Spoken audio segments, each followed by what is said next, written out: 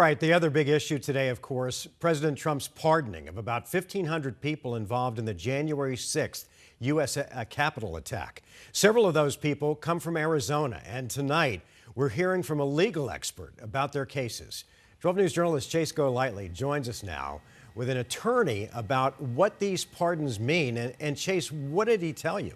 Well, Mark, we know from what we've uncovered, at least 10 people have ties to Arizona who were arrested and charged for that January 6th attack. At least one of them still behind bars. That is until President Trump signed these sweeping pardons.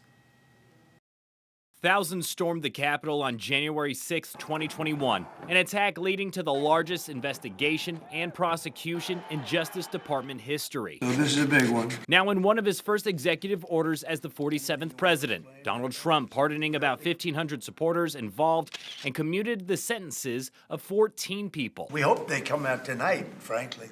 One of those who had their sentence commuted is Edward Vallejo of Phoenix, who is currently behind bars after being sentenced to 3 years in prison for seditious conspiracy.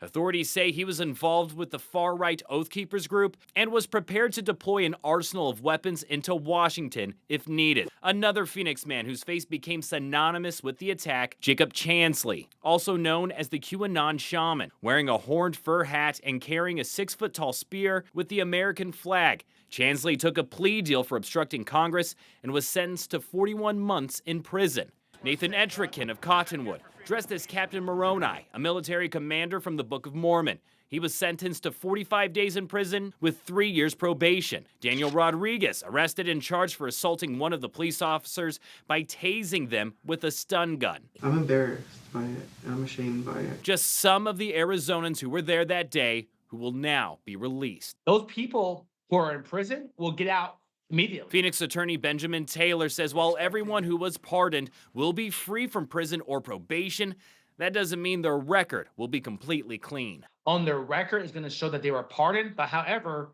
an employer can always look it up and show that they were convicted of some sort of crime.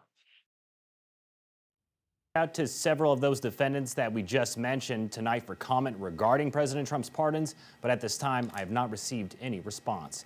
We're live in the newsroom. Chase Golightly, 12 News.